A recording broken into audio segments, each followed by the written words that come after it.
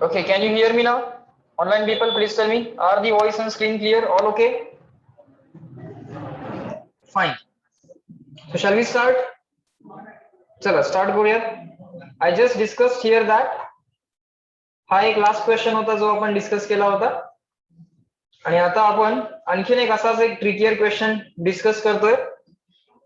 If we are able to develop the logic, then even the advanced level questions you will be solving or writing the equations within few seconds. It's all about writing the equations. The game is only one equation, one unknown, two equation, two unknown and three equation, three unknown. Okay. सगळा जो काय वेळ लागतो, सगळा जो काय सॉल्व्हिंगला वेळ लागतो तो फक्त विचार करण्यामध्येच लागतो, लक्षात घ्या. नंतर फिजिक्स ऍज सच काय राहत नाही. तुम्ही सगळा विचार एकदा कंप्लीट केला, once you establish a thought, then only task that remains is writing the equation आणि पुढे त्यापुढे पेनातली शाही संपवणं, त्यापुढे काय नसतं.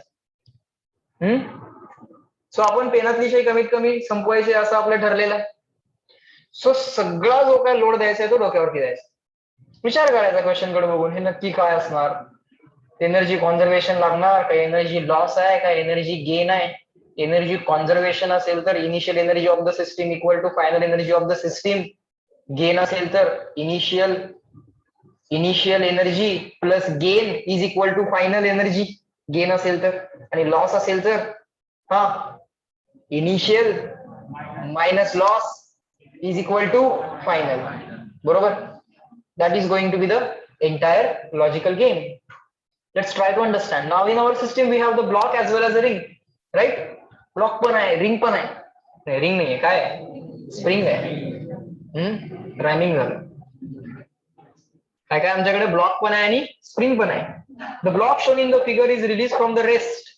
ब्लॉक रिलीज केलाय रेस्ट पासून. पटकन डोक्यामध्ये लगेच कॅल्क्युलेशन व्हायला पाहिजे आणि कोणीतरी तुमच्या डोक्यातनं असं सांगितलं पाहिजे की याची इनिशियल कायनेटिक एनर्जी ब्लॉकची किती आली पाहिजे, 0. समजतंय का? While reading the question itself अशा इक्वेशन डोळ्यासमोर दिसायला पाहिजे. आणि असं थॉट्स यायला पाहिजेत. एक लाईन वाचली लगेच थॉट आला. मी तुम्हाला सांगेन की ही लाईन वाचल्यावर काय थॉट यायला पाहिजे, ती लाईन वाचल्यावर काय थॉट यायला पाहिजे. समजतंय का? मग इव्हन पीवायक्यू सोडवताना सुद्धा तुम्ही क्वेश्चन वाचतच हा या लाईनचा अर्थ हा आहे, या लाईनचा हा अर्थ आहे. सो क्वेश्चन वाचतच डेटा काढायचा. आलं का लक्षात? सो मला असं लक्षात आलं की जेव्हा ब्लॉक पॉइंट बी ला होता, डायग्राम तर आम्ही काढून घेऊ, सगळ्या क्वेश्चन लिहित बसायची काही गरज नाहीये, पण डायग्राम आम्ही काढून घेऊ. आणि जेव्हा ब्लॉक ऍट पॉइंट बी होता तेव्हा त्याची जी काही वेलॉसिटी होती, ब्लॉकची वेलॉसिटी ऍट पॉइंट बी, ती 0 असणार आहे. हे मला लक्षात आलं. ऍट पॉइंट बी ची कायनेटिक एनर्जी पण 0 आली, 1/mv² च्या लॉजिकनं. वेलॉसिटी 0 आहे, कायनेटिक एनर्जी 0 येणार. सो ब्लॉक कडे काहीच कायनेटिक एनर्जी नाहीये. ठीक आहे, पुढं. The block shown in the figure is release from the rest and initially the spring is at its natural length. Spring सुद्धा नॅचरल लेंथला आहे. If the spring is at its natural length, then the potential energy stored in the spring किती असेल, 0 असेल. Spring compress नाही आहे, elongated नाही आहे, potential energy stored in the spring किती आली, 0. सर स्प्रिंगला काय प्रॉब्लेम नाहीये. स्प्रिंग कशी आहे, रिलॅक्स्ड आहे, नॉट कॉम्प्रेस्ड, नॉट इलॉंगेटेड. स्प्रिंगला काहीच अडचण नाहीये. ओके. सो आता स्प्रिंग आनंदी आहे, काय अडचण नाहीये. कॉम्प्रेस केलं स्प्रिंगला राग येतो, इलॉंगेट केलं स्प्रिंगला राग येतो. तुम्हाला कॉम्प्रेस केलं तर राग येणार का नाही, येणार. बोल, नाही येणार का तुला?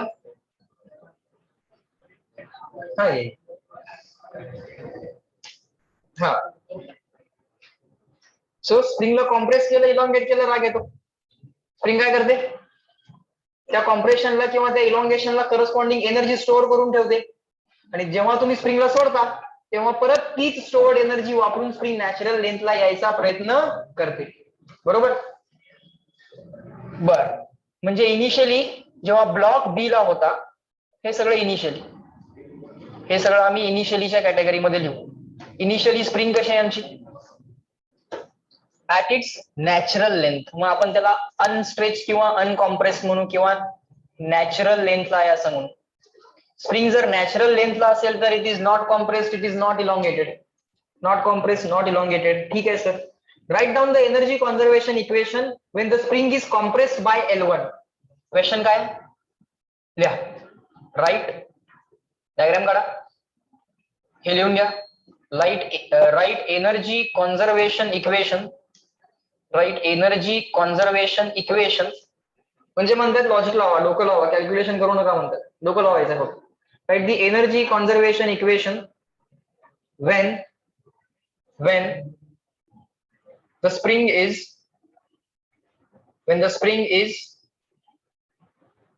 compressed by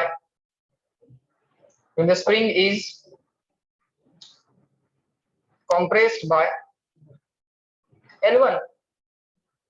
When the spring is compressed by L1, जर स्प्रिंग L1 न कॉम्प्रेस झालेली असेल तर एनर्जी बॅलन्सचं इक्वेशन लिहा म्हणतात. बर, कुठे काय फ्रिक्शन दिसतंय? फ्रिक्शन दिसतंय कुठं? या इन्क्लाइन प्लेन मध्ये, ब्लॉक मध्ये काय फ्रिक्शनचा कोएफिशियंट दिलाय आम्हाला? नाही दिला सर, फ्रिक्शन वगैरे काही दिलं नाही. मग एनर्जी लॉस असणार आहे का काही? एनर्जी लॉस काय असणार नाही. ग्रॅव्हिटी सोडून, ग्रॅव्हिटीचा विचार करणार आहे आम्ही एमजीएच मध्ये, त्यामुळे ग्रॅव्हिटी सोडून आणि कुठला फोर्स आहे का ब्लॉक आणि स्प्रिंग या सिस्टीम वरती? आहे का? नाही. ग्रॅव्हिटी सोडून आणि कुठलाही फोर्स या सिस्टीम वरती नाही, आणि ग्रॅव्हिटीचा विचार आम्ही करणार आहे. प्रत्येक फोर्सचा विचार व्हायला पाहिजे. ग्रॅव्हिटीचा विचार आम्ही पोटेन्शियल एनर्जी मध्ये करणार आहे, एमजीएच मध्ये करणार आहे. त्याचा थॉट कम्प्लीट झालाय सर, बरोबर का? त्याचा थॉट कम्प्लीट झालाय. बाहेरचा दुसरा कुठला फोर्स आहे का? नाही सर. फ्रिक्शन असता, बाहेरचा फोर्स असता, एक्सटर्नल फोर्स असता, फ्रिक्शन केव्हा असता? त्यांनी दिला असता तर ना. त्यांनी दिलाय का? नाही, त्यांनी दिला नाही. त्यांनी दिला नाही तर फ्रिक्शन नाही आहे, म्हणजे no loss no gain. No loss no gain, बरोबर? लॉस नाही आहे, गेन नाही आहे, काय अडचण नाही. बाहेरनं कुठलाही वेगळा फोर्स नाही. फ्रिक्शन असतं तर लॉस झाला असता. कायनेटिक फ्रिक्शन असलं की एनर्जी लॉस होणार आहे, रिलेटिव्ह मोशन मुळे थोडीशी हीट बाहेर पडणार आहे, सिस्टीमने एनर्जी लूज केली असती अगेन्स्ट कायनेटिक फ्रिक्शन. पण आता काय, इथे त्यांनी फ्रिक्शन वगैरे सांगितलेलं नाहीये. मी सरळ लिहिणार आहे बघा. Total initial energy of the system is equal to total final energy of the system. Initial energy आणि final energy of the system, बरोबर? आता initial energy of the system कसं काढणार मी? बघा ना, सिस्टीम मध्ये कोण कोण आहे? कोण कोण आहे? ब्लॉक आहे, स्प्रिंग आहे. ब्लॉक जाऊन इथे वरती बसलाय. ब्लॉक जाऊन वरती बसलाय म्हणजे ऍट सम हाईट आहे. ऍट सम हाईट आहे म्हणजे त्याच्याकडे कुठली एनर्जी असणार? पोटेन्शियल एनर्जी असणार सर, एमजीएच असणार. अरे एमजीएच घ्यायला एच कुठनं मोजायचा? त्याला काहीतरी रेफरन्स पाहिजे. रेफरन्स कुठे घ्यायचा? कुठेही घेऊ शकतोय. रेफरन्स कुठे घ्यायचा सर? कुठेही घेऊ शकतोय. बोला येस नो. कुठेही घेऊ शकतोय, काय अडचण आहे? कुठे घेऊया? ग्राउंडला घेऊया. त्यातल्या त्यात बरं घ्या. तुम्हाला मला सांगा, ग्राउंडला जर रेफरन्स घ्यायचा असं तुम्ही म्हणत असाल, आणि तर ही लेंथ माहित नको का? तरच व्हर्टिकल हाईट माहित होईल. समजतंय का? Do you know this length? Do you know this length? No. then how will you able to find this h? हा h कसा कॅल्क्युलेट कराल? हा h जर कॅल्क्युलेट करायचा असेल, तर हा हायपोटेनस माहितच पाहिजे. समजतंय का? So what should be the other choice of the reference? Other choice काय असली पाहिजे? स्प्रिंगची जी नॅचरल लेंथ आहे ना, तीच तुमची काय असली पाहिजे? रेफरन्स लेवल असली पाहिजे. समजतंय का? This should be the reference level. Are you able to understand? समजतंय का? आणि त्याच्यावरनं बाळांनो तुम्हाला हा एच काढता येईल. हा थीटा आहे तर हा किती? हा थीटा आहे तर हा किती? थीटा. नक्की का? मग हा एच किती आला? एच किती आला?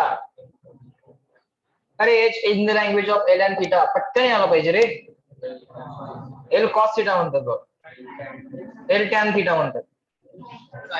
साइन कोणीच सांगू नका. काय नक्की आहे? अरे एच किती? अपोजिट साइड आहे का नाही? एच काय आहे? अपोजिट साइड आहे. थीटाच्या अपोजिटची साइड, अँगलच्या अपोजिटची साइड हायपोटेनसचा काय असेल? साइन कंपोनेंट की कॉस? साइन. सो हा विषय संपला, बरोबर? सो ब्लॉक कडे काय काय असणार आहे? कायनेटिक ब्लॉकची कायनेटिक एनर्जी किती? ब्लॉकची कायनेटिक एनर्जी किती? 0. कारण इनिशियली ब्लॉक कसा आहे? रेस्टला आहे, जस्ट रिलीज केलाय. ब्लॉक कडे पोटेन्शियल एनर्जी किती? MgH. अरे MgH पॉझिटिव्ह की निगेटिव्ह? मोठ्याने एव्हरीवन, MgH पॉझिटिव्ह की निगेटिव्ह? पॉझिटिव्ह.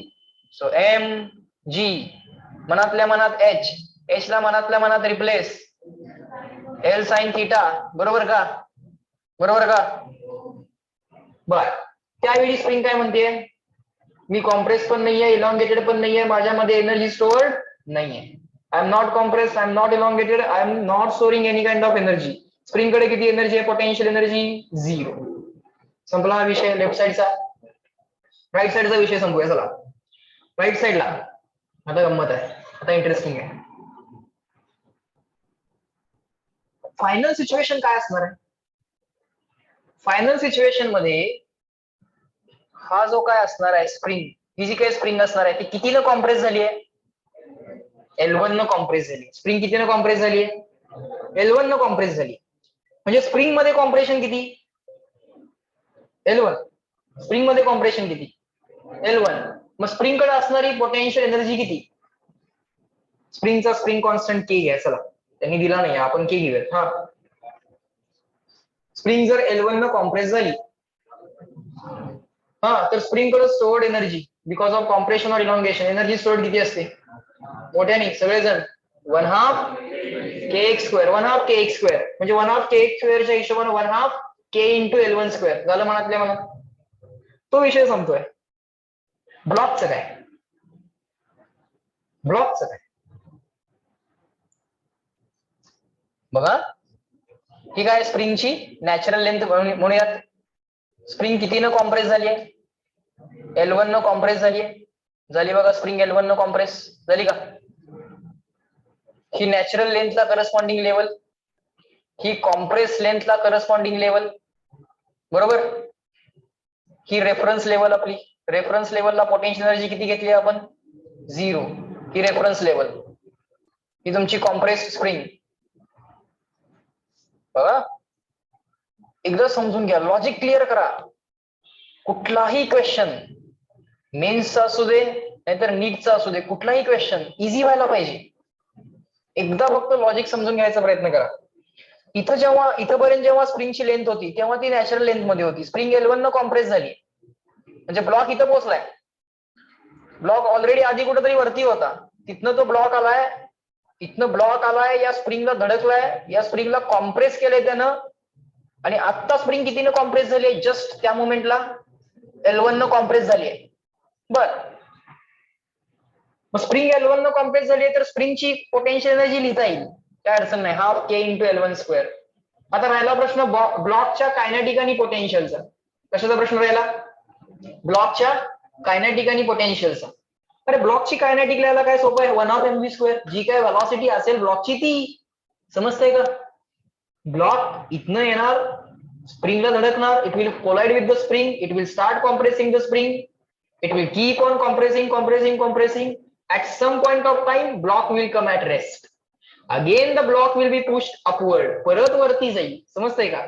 परत वरती जाईल, इथपर्यंत येईल. नॅचरल लेंथला स्प्रिंग आली की परत हा ब्लॉक आणि स्प्रिंग यांच्यामधला कॉन्टॅक्ट लूज होणार. असा परत हा ब्लॉक वरती शूट होणार, परत इथपर्यंत जाणार, परत खाली येणार, परत स्प्रिंगला कॉम्प्रेस करणार, परत स्पीड डिक्रीज होत 0 होणार, परत स्प्रिंगला राग येणार, स्प्रिंग परत त्या ब्लॉकला वरती ढकलणार. Are you getting it? परत या स्प्रिंगला वरती ढकलणार, परत ही स्प्रिंग ब्लॉकला वरती ढकलणार. जेव्हा स्प्रिंग नॅचरल लेंथला येईल तेव्हा स्प्रिंग म्हणेल आता तू वरती स्वतः निघून जा, मी तर इथंच थांबणार आहे. बरोबर का? कारण स्प्रिंगला इलॉंगेट केलेलं आवडत नाही ना, ती स्वतःहून ब्लॉक बरोबर का जाईल? ओढली गेली तर जाईल ना, स्वतःहून तर जाणार नाही. त्यामुळे स्प्रिंग परत नॅचरल लेंथला आली की ब्लॉक वरती परत शूट होणार, परत इथपर्यंत येणार, परत खाली जाणार. So that kind of oscillatory motion will keep on happening. Are you getting it? थोडेसे ऍडिशनल हायर लेवलचे थॉट्स समजतायत का? What will happen? समजते? बर, आता आम्हाला असं काय माहित आहे का की हा ब्लॉक जेव्हा स्प्रिंग L1 न कॉम्प्रेस झाली आहे तेव्हा ब्लॉक रेसला आलाय का? तेव्हा ब्लॉक रेसला आलाय का?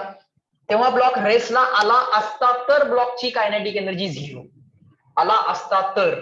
पण ब्लॉक रेसला आला नसेल तर माहित नाही आम्हाला, ब्लॉककडे काही ना काहीतरी कायनेटिक एनर्जी असणार सर.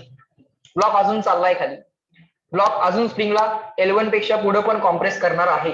समजतंय का?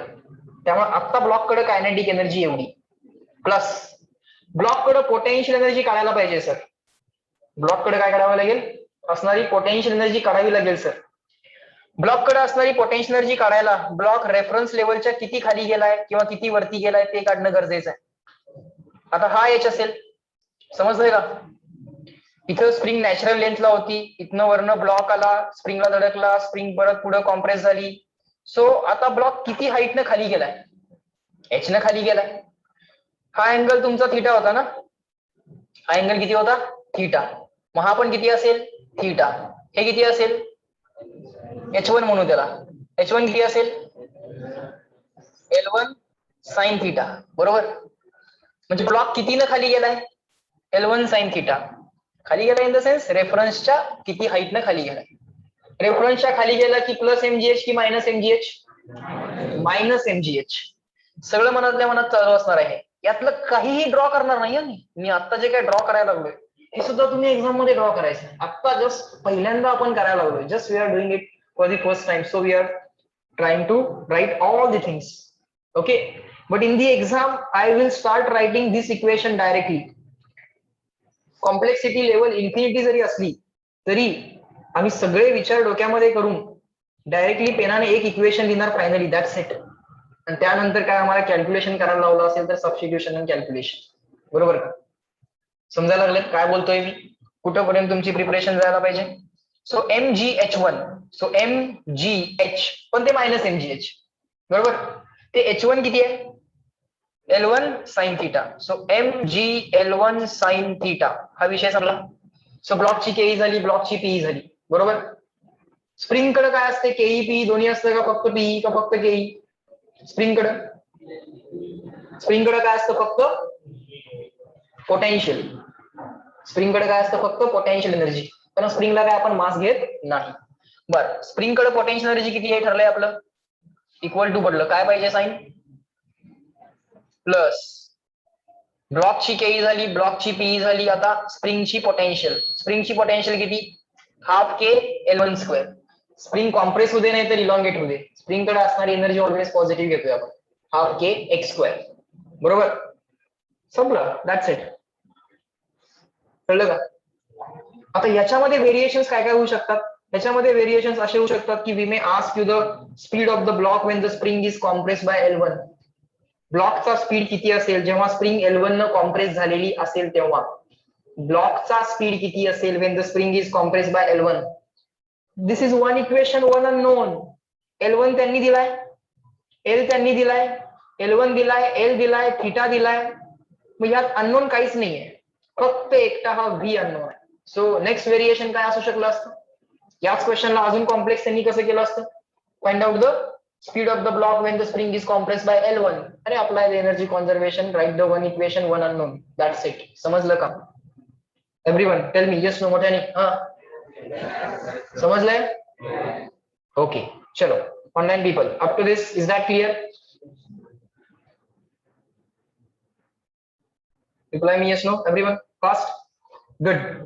सो अशा टाइपचे ट्रिकी क्वेश्चन सुद्धा तुम्ही थोडासा थॉट इम्प्लिमेंट करून तुम्ही डायरेक्टली इक्वेशन लिहायचा प्रयत्न करा. मी लिहित जाईन भरपूर, कारण ते तुम्हाला पहिल्यांदा तुम्ही लिहिताय, परत एकदा जर तुम्ही याच इक्वेशन्स ना आलात, परत एकदा तुम्ही याच रिव्हिजनला परत पोहोचलात किंवा रिव्हिजन करताना तुम्ही याच पॉइंटला परत पोहोचलात तर परत तुम्हाला सगळ्या गोष्टी दिसाव्यात. विसरलं असं व्हायला नको.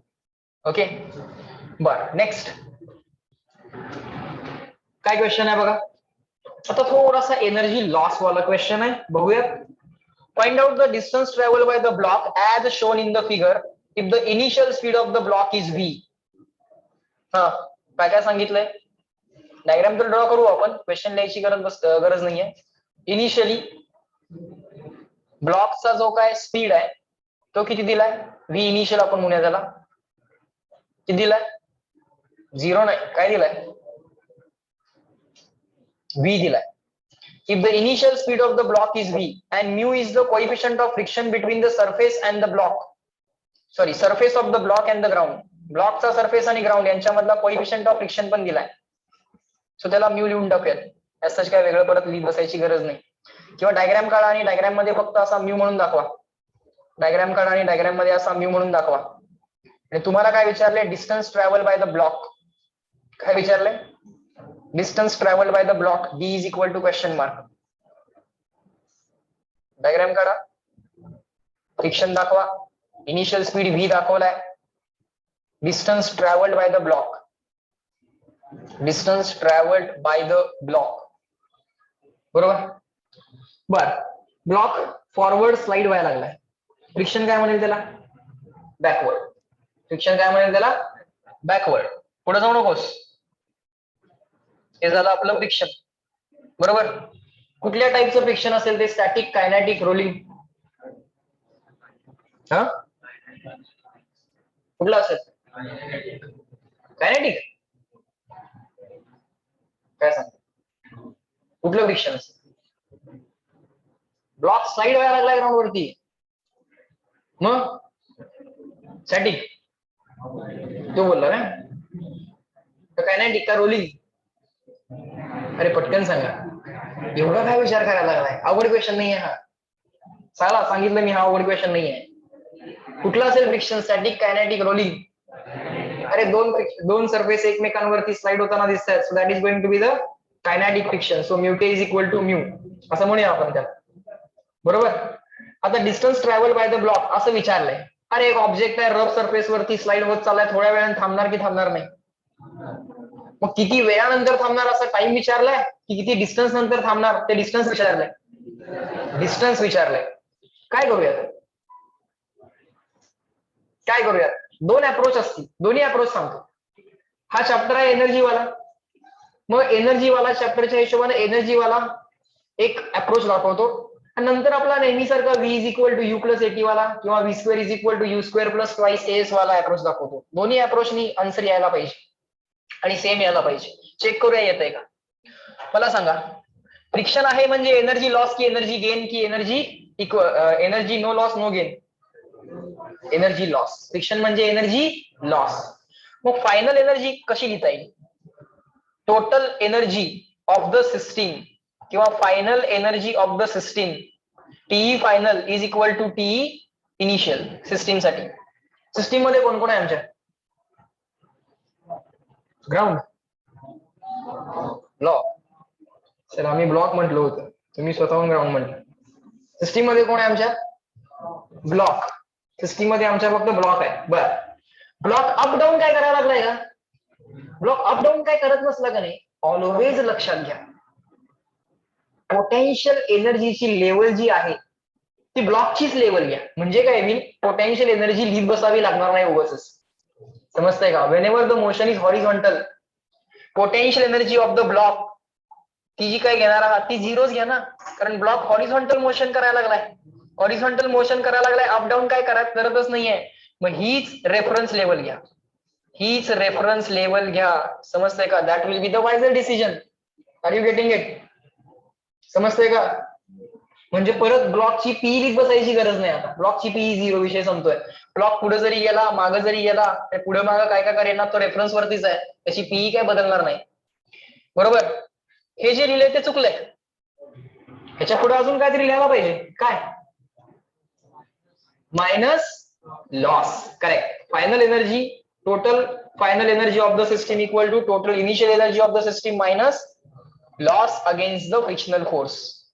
Loss of energy against the frictional force. So finally block कडे कायनेटिक एनर्जी किती? विचार करा आणि सांगा. तुमच्याकडनं आन्सर द्यायला पाहिजे डायरेक्ट. एक रफ सरफेस आहे, रफ सरफेस वरती v एवढ्या वेलोसिटीने ब्लॉक फेकलाय. After some time it is going to stop. So what is the final kinetic energy of the block? Zero. Finally तो रेस्टला आहे ना, सो ब्लॉकची फायनल कायनेटिक एनर्जी झिरो. ब्लॉकची final potential energy what? It is on the reference. It is on the reference. Correct. बरोबर. Is equal to ब्लॉकची initial kinetic energy. ब्लॉकची initial kinetic energy, answer from your side, 1/2 mv square. ब्लॉकची initial potential energy initially velocity v होती, kinetic energy 1/mv² आली, initially पण तो reference लेवलच आहे, potential energy 0 आली. हा, लॉस कुणाच्या अगेन्स्ट लॉस झालाय? फ्रिक्शन. कुणाच्या अगेन्स्ट लॉस झालाय? फ्रिक्शनल फोर्सच्या अगेन्स्ट लॉस झालाय. The loss against friction is the work done by the friction. Number काढायचा, न्यूमरिकल व्हॅल्यू काढायची, प्लस करायची की मायनस करायची ठरलंय ना आपलं. प्लस मायनस आपलं आपण ऑलरेडी ठरवलंय, त्यामुळे प्लस मायनस मध्ये काय आता कन्फ्युजन करायचं नाही. आता फक्त work done by the friction काढायचं. Work done by the friction. बर, म्हणजे फ्रिक्शनचा फोर्स आणि झालेली डिस्प्लेसमेंट, फ्रिक्शनचा फोर्स आणि झालेली displacement into cos of angle between them. बघूया पहिल्यांदा इथं काय करूयात, work done by the friction काढूयात. इथे लिहूयात लॉसला ऍज इट इज. पण लॉसचा जो काय नंबर येणार तो पॉझिटिव्ह येणार. तो लॉस प्लस करायचा की मायनस करायचा ते आम्ही ठरवलेलं आहे. समजतंय का? मग पहिल्यांदा हा जो काय लॉस आहे तो लॉस कॅल्क्युलेट करायला याला इक्वेशन 1 म्हणू आणि work done by friction calculate करू. Work done by the friction calculate करताना magnitude of force into magnitude of displacement into cos of angle between them. Angle किती तो तुम्ही सांगाल.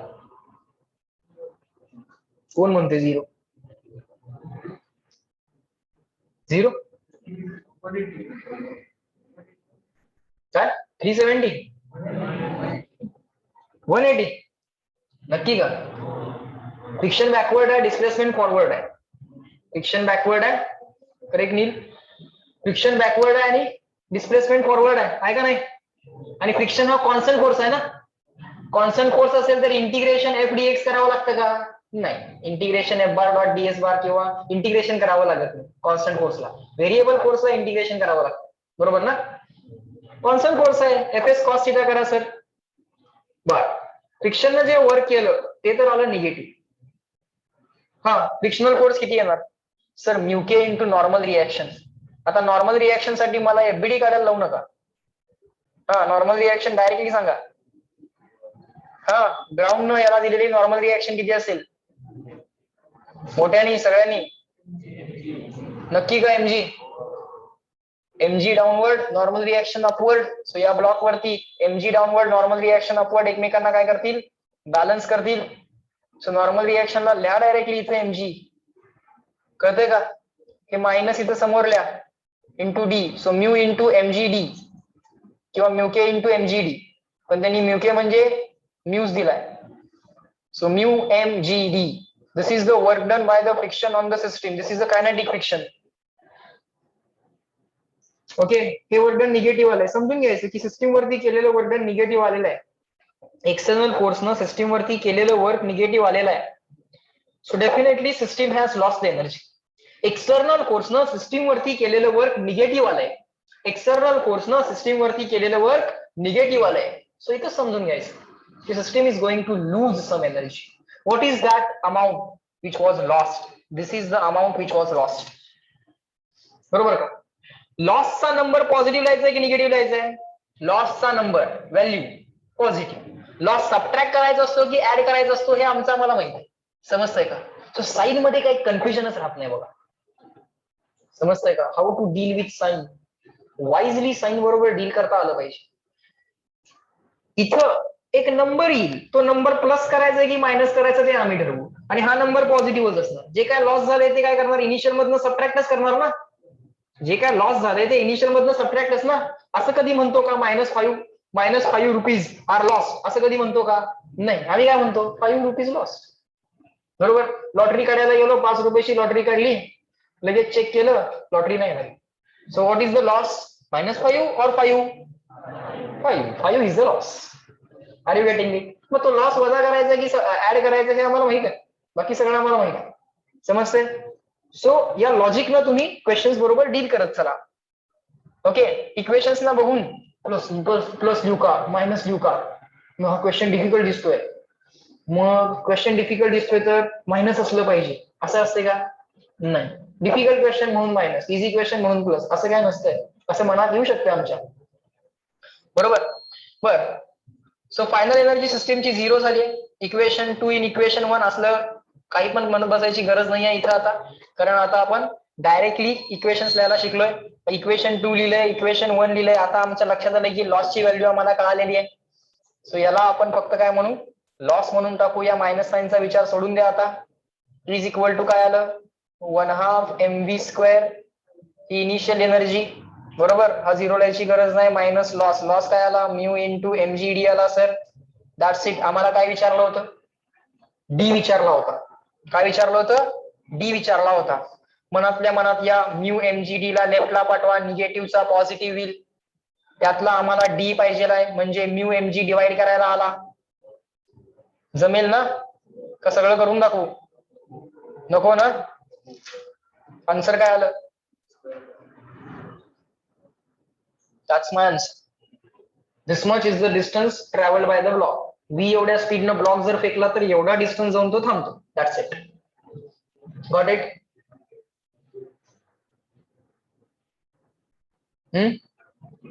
Within 30-40 seconds you should be able to solve this question.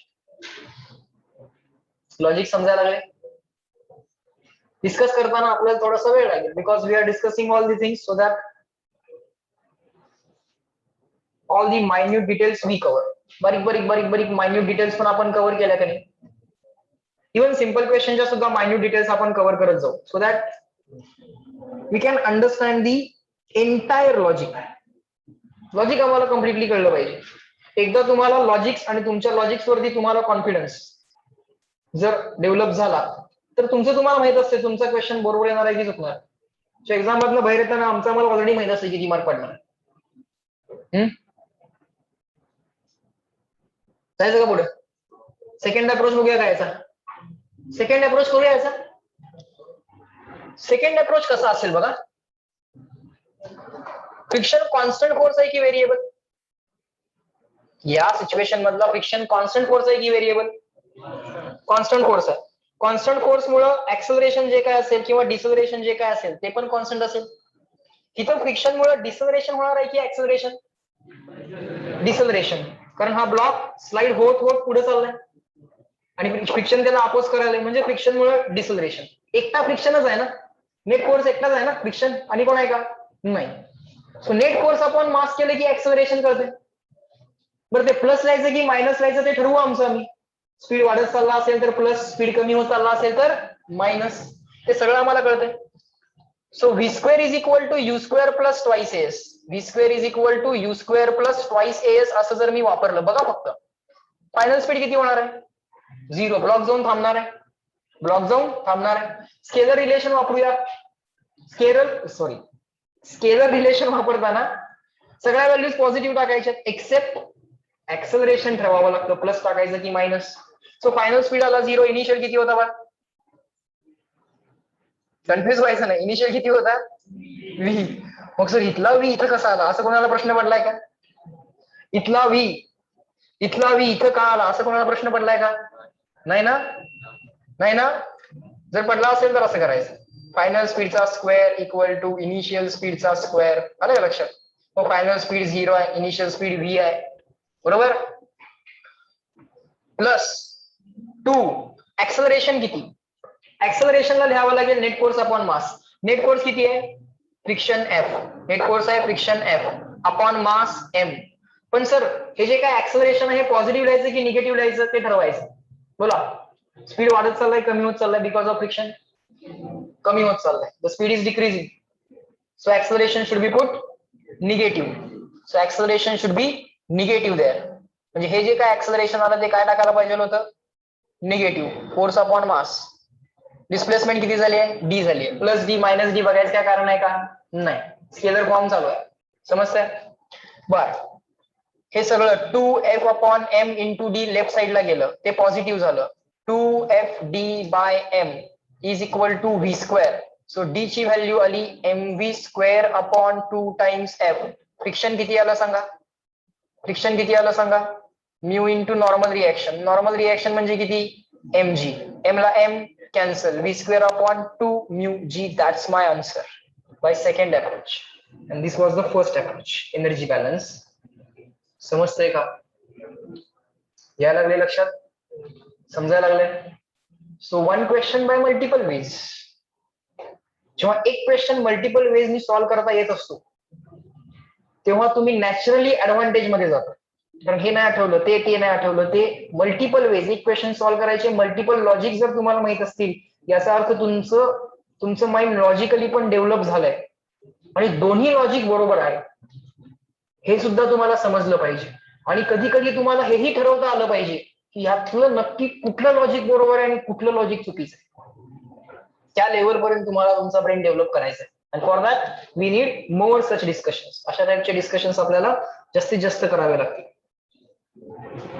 हे जे काही solved examples दिलेत ते त्या कॉन्सेप्टला इतक्या चांगल्या पद्धतीनं क्लिअर करून घेत आहेत की तुम्हाला त्या टाईपचा कुठलाही कॉम्प्लेक्स क्वेश्चन विचारला तर इझिली क्लिअर करता यायला पाहिजे. समजतंय का? सो थोडस पीवायक्यूच्या लेवलच्या सुद्धा बियॉन्ड जायची तयारी ठेवा. पीवायक्यूच्या लेवलच्या बियॉन्ड जायची तयारी तुम्ही ठेवायची. त्या टाईपचे लॉजिक्स आपण डिस्कस करणार. म्हणजे पीवायक्यू सुद्धा क्वेश्चन वाचला इक्वेशन दिलं सॉल्व्ह केलं 1 equation 1 unknown game that's it over असं व्हायला पाहिजे. ओके झाला जायचं पुढं एव्हरीवन मोठ्याने सांगा येस नो. हा नेक्स्ट अजून इंटरेस्टिंग बरोबर. आता काय बघा मी वाचतो जरा असं लक्ष द्या. Let us try to deal with this question again the same logics. आमचे लॉजिक जर कन्फर्म असतील तर every question we can make simple. Even the most complex question can be made simple. Let's read the question. Let's write what is given. While reading, we should be able to write what is given. A particle slides along the track with an elevated ends. बरं एक track आहे आणि ट्रॅकचे ends कसे आहेत इलेव्हेटेड आहेत उचलले गेलेत. हा ट्रॅक आहे आणि त्याचे एंड्स असे उचलले गेलेत. A particle slides along a track with the elevated ends and a flat central part. Central part कसा आहे फ्लॅट आहे एंड्स असे इलेव्हेट केले गेलेत वरती उचलले गेलेत. This is the track on which the particle is going to slide now right. The flat portion B to C has a length of 3 metre. ठीक आहे डायग्राम तर आम्ही काढूच सगळा क्वेश्चन काय लिहित बसणार नाही इन्फॉर्मेशन सगळी डायग्राम मध्ये आम्ही लिहू. The flat portion has length is equal to 3 meter. That length of the flat portion we are given with all right. The curved portions of the track are frictionless. So इथे लिहू आम्ही frictionless म्हणजे इथला mu is equal to 0 इथला mu is equal to 0 कारण ते frictionless आहे. All right no issues. For the flat part the coefficient of kinetic friction is mu K that is equal to 0.20. इथं कोएफिशियंट ऑफ फ्रिक्शन आहे बरं काय फ्रिक्शनचा coefficient mu K kinetic फ्रिक्शनचा coefficient mu K. All right पुढे काय म्हणतात the particle is release at point A. Point A ला पार्टिकल रिलीज केला पॉइंट ए ला पार्टिकल रिलीज केला. ठीक आहे. If the particle is release at point A which is at height equal to H equal to 1.5 metre. A ला particle release केलाय म्हणजे त्याची वेलॉसिटी किती असणार रिलीज केलाय 0. एच ची व्हॅल्यू किती दिली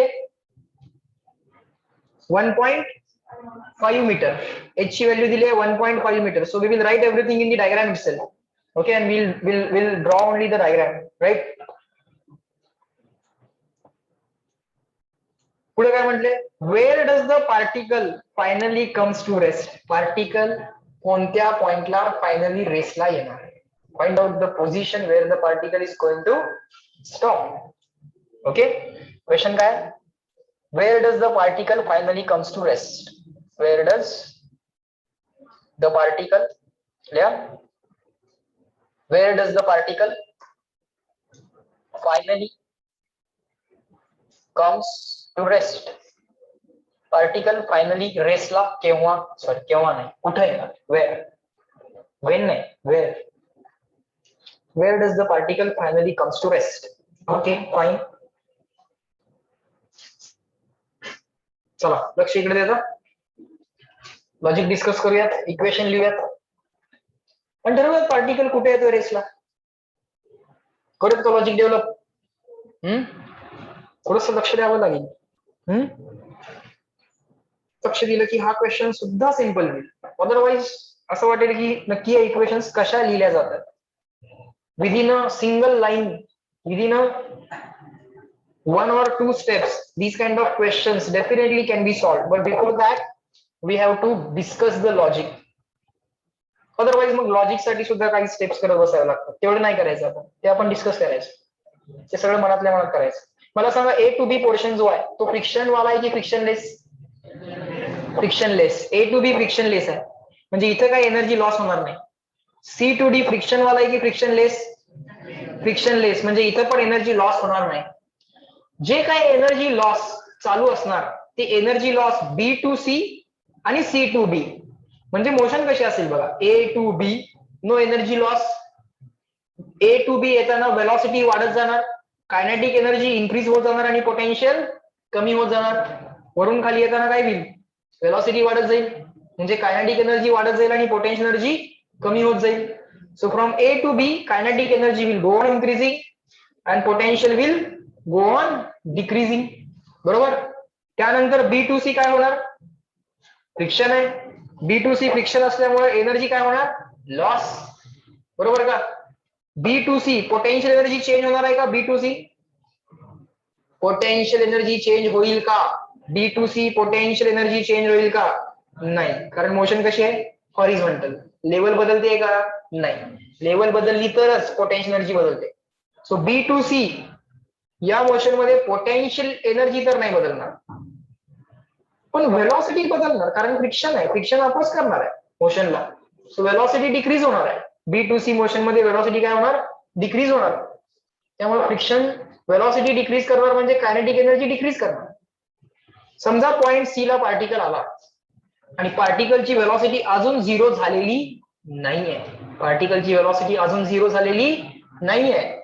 पार्टिकल असा परत वरती जाणार, परत त्याची व्हेलॉसिटी कमी व्हायला चालू होणार, म्हणजे कायनेटिक एनर्जी कमी व्हायला चालू होणार, पोटेन्शियल एनर्जी इन्क्रीज व्हायला चालू होणार. तो पॉइंट इथपर्यंत पोहोचेल, परत खाली येणार, परत against the friction energy lose करणार, परत इथं थोडासा वरती जाणार, परत आता ए एवढा वरती नाही जाणार, थोडासाच वरती जाणार, परत खाली येणार, परत B2C against friction energy loss करणार, परत वरती जाणार, परत इथं येणार, परत C2B फ्रिक्शनच्या अगेन्स्ट एनर्जी लॉस करणार, परत थोडासा वरती जाणार, परत खाली येणार, परत B2C च्या अगेन्स्ट एनर्जी लॉस करता करता करता सगळीच लॉस झाली, थांबला पार्टिकल. समजा पॉइंट ई ला, पार्टिकल कुठं थांबला, समजा पॉइंट ई ला थांबला, कारण आता त्याची व्हेलॉसिटी झिरो झाली, आता पुढे जाऊ शकत नाही.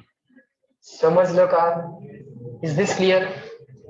हे सगळं इमॅजिन व्हायला पाहिजे, हे सगळं दिसायला पाहिजे तुम्हाला डोळ्यासमोर. पार्टिकल असा मूव्ह होताना दिसला का. पार्टिकल एनर्जी लूज केव्हा करायला लागलाय, जेव्हा तो B2C जातोय किंवा C2D जातोय. when it is moving from B2C or C2B, only then the particle is losing the energy, otherwise it is not losing the energy. बरोबर का, otherwise it is not losing the energy.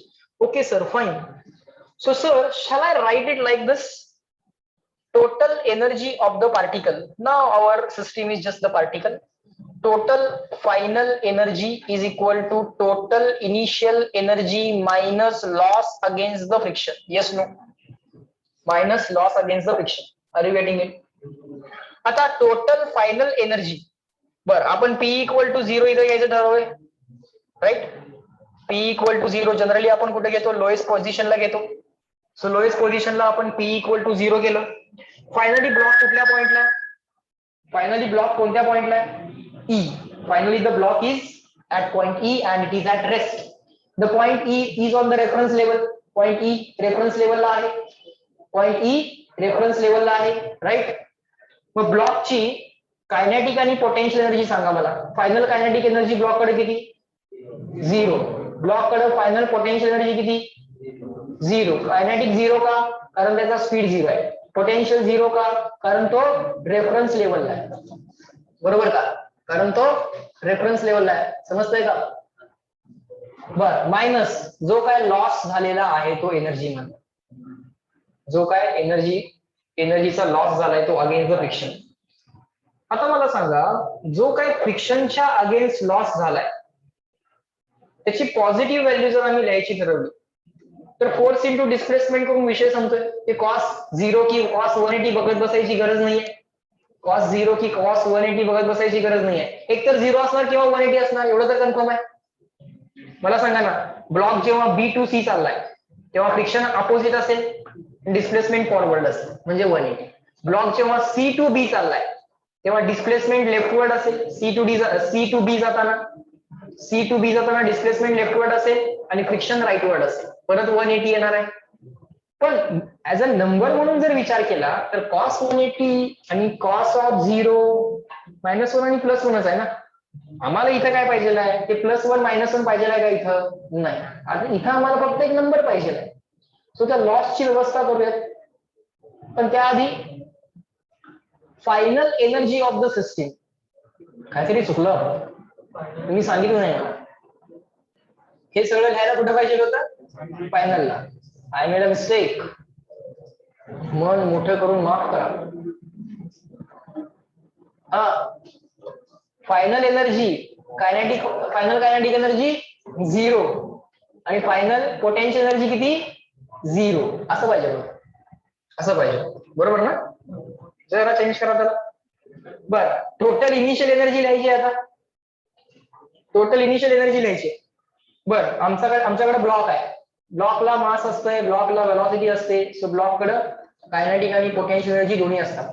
ब्लॉकची kinetic energy किती होती जेव्हा block point A ला होता initially?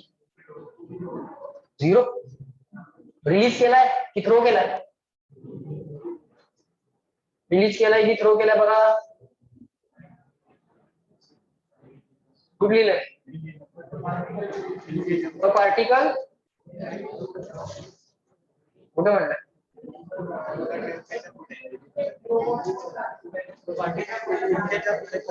न्यूकेच्या पुढे. Okay, the particle is release.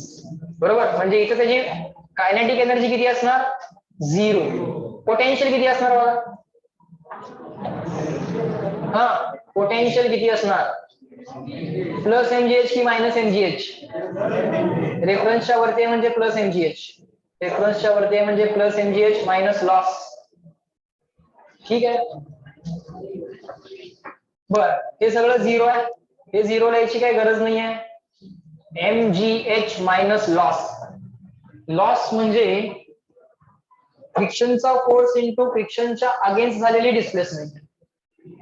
So फ्रिक्शनचा force F mu into normal reaction, mu K into normal reaction लिहिता येईल, इंटू फ्रिक्शनच्या अगेन्स्ट झालेली जी काय टोटल डिस्प्लेसमेंट आहे ती. So F into D is equal to mgh. फ्रिक्शनला काय लिहिता येत? Mu K into normal reaction into D is equal to mgh. Mu K into normal रिएक्शनला काय लिहिणार? mg. d as it is equal to mgh. बरोबर आहे का? What is D? D is the total displacement against the friction. D is the total displacement against the friction. म्हणून तर force into displacement एवढंच केलं. ते पुढचं cos 180 आणि cos 0 वगैरे काही करत बसलो नाहीये. मला इथं फक्त एक नंबर पाहिजे. तो प्लस करायचा की मायनस करायचा ते आमचं आम्हाला माहिती आहे. mg ला mg कॅन्सल. D ची व्हॅल्यू आली h अपॉन म्यू के. h अपॉन म्यू के. h ची व्हॅल्यू किती आहे? 1.5. म्यू के ची व्हॅल्यू किती आहे? 0. किती? 0.20 म्हणजे 0.2 ना. 0.2 म्हणजे 15/2 म्हणजे 7.5.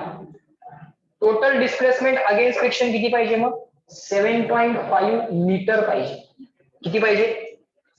7.5 मीटर पाहिजे. इथपर्यंत लक्षात आलं? इथपर्यंत समजलं? लॉजिक पण समजलं आणि थॉट पण समजला का? चेक करा. इक्वेशन समजल्या? आता मला सांगा, पहिल्यांदा ब्लॉक ए टू बी येताना फ्रिक्शन आहे का? नाही. मग बी टू सी जाताना फ्रिक्शन तर आहे. किती डिस्टन्स कव्हर झालं? किती डिस्टन्स कव्हर झालं? 3 meter. Total distance against friction किती कव्हर करायचं आहे? 7.5 मीटर. त्यातलं किती कव्हर झालं? 3 मीटर. परत ब्लॉक वरती जाणार, परत खाली येणार, कळतंय का? परत इकडं जाणार. किती कव्हर झालं? अजून 3 कव्हर झालं. 3 + 3 किती कव्हर झालं? 6 झालं. परत ब्लॉक वरती जाणार. ए पर्यंत नाही जाणार, थोडाच वरती जाणार, थोडाच वरती जाणार. परत ब्लॉक खाली येणार. 3 3 6 झालंय. इथनं इथपर्यंत 9 कव्हर होणार आहे का? नाही. किती कव्हर होऊ शकतंय? Up to 7.5. 3 3 6 झालंय. इकडं 3 झालं, वरती गेला, परत आलं, इकडं 3 झालं, आता परत 3 3 6 आणि परत किती? 1.5. आलं का लक्षात? So in this way, the block will stop at point E and this distance is equal to 1.5 meter. So block will stop at a distance of 1.5 meter from B. आलं का लक्षात? The block will stop at a distance of 1.5 meter from B for Bombay. Bombay पासून तो किती distance वरती थांबेल, बी पासून किती डिस्टन्स वरती थांबेल, 1.5 मीटर. समजलं का, लक्षात आलं. Online people, yes no, everyone fast. समजलं का बघा. फायनल स्टेटमेंट लिहून ठेवा. The block will stop at a distance of 1.5 meter from B. Everyone, online people, good. समजलं ना. होता इंटरेस्टिंग. एनर्जी वालाच क्वेश्चन आहे, पण किती वेगवेगळ्या फॉर्मॅट मध्ये तुम्हाला एनर्जी वाले क्वेश्चन, एनर्जी बॅलन्स वाले, लॉस वाले, गेन वाले विचारू शकतात बघा. Okay.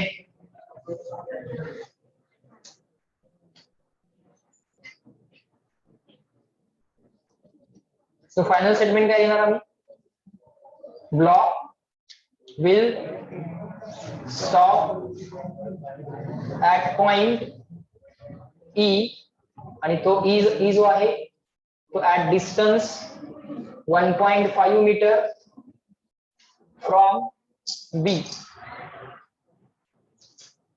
Ultimately block point E ला थांबणार आहे आणि त्या पॉइंट ई चे डिस्टन्स आहे 1.5 मीटर.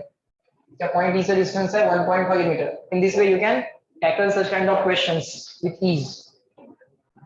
लॉजिक क्लिअर झाल्यानंतर क्वेश्चन असतं काय राहिलं नाही पाहिजे. झालंय क्लिअर. काय करायला लागलोय मी, initial energy minus loss is equal to final. कारण आता लॉस होता, फ्रिक्शन होतं. सेंटरला थांबेल, ऑलवेज सेंटरला थांबेल असं काय आहे का. आता आलंय सेंटर म्हणून, ऑलवेज सेंटरला थांबेल का, जिथं व्हेलॉसिटी 0 होईल तिथं थांबेल. बरोबर ना.